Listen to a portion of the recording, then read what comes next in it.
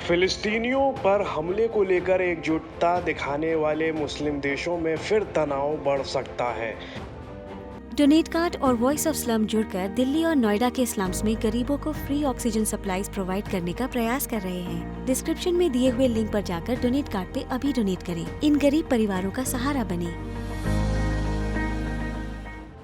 फिलिस्तीन पर हमले के चलते इस्लामिक देशों की बैठक में उभर कर सामने आया तनाव और गहरा हो सकता है, क्योंकि इजराइल और संयुक्त अरब अमीरात ने टैक्स को लेकर एक समझौते पर सोमवार को हस्ताक्षर किए हैं। इजराइल के वित्त मंत्रालय ने बताया कि पिछले साल दोनों देशों के बीच रिश्तों के सामान्य होने के बाद इस ओर ये कदम उठाया गया है। यूएई के वित्त मंत्रालय ने अक्टूबर में बताया था कि वो दोहरे कराधान से बचने के लिए इजराइल के साथ प्रारंभिक समझौता कर चुका है। दोनों पक्षों के इस करार को इस साल मंत्रियों और संसद ने मंजूरी दी। दोनों पक्षों के बीच ये समझौता 1 जून 2022 से प्रभावी होगा। पिछले साल संयुक्त अरब अमीरात, बहरीन और इजराइल के बीच संबंधों के सामान्य होने के बाद ये पहली कर संधि है। इसी तरह इजराइल मोरक्को और सूडान के साथ भी संबंधों को सामान्य बनाने की दिशा में आगे बढ़ रहा है। रॉयटर्स के मुताबिक ये करार मुख्य रूप से OECD मॉडल पर आधारित है। इजराइल के वित्त मंत्री इजराइल काट्स ने एक बयान में कहा, ये व्यावसायिक गतिविधि के लिए सुनिश्चित और अनुकूल माहौल मुहैया कराएगा और संयुक्त अरब अमीरात के साथ आर्थिक संबंधों को मजबूत करेगा।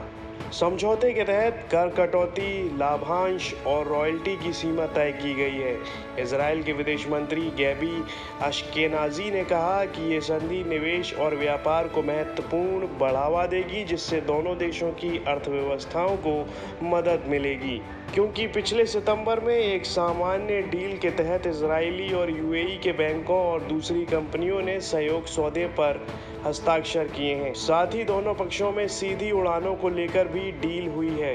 यूएई और इजराइल में संबंधों के सुधार के साथ दूसरे मुस्लिम देशों में तनाव बढ़ा है। खासकर हाल में इजराइल और फिलिस्तीन में टकराव के चलते ये तनाव और उभर कर सामने आया।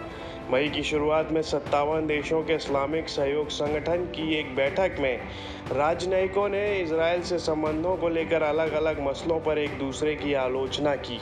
ईरानी विदेश मंत्री मोहम्मद जवाद ज़रीफ ने बैठक में कहा था, फिलिस्तीनी बच्चों पर नरसंहार आज रिश्तों के कथित रूप से सामान्य होने के बाद हुआ है। उन्होंने कहा कि इस आपराधिक और नरसंहार शासन ने एक बार फिर साबित कर दिया है कि दोस्ताना बर्ताव ही उसके अत्याचारों को बढ़ावा देते हैं।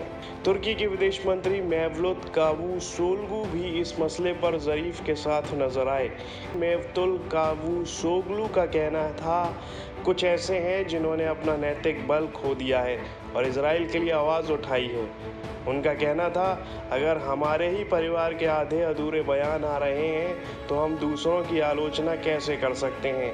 हमारी बातों को कौन गंभीरता से लेगा?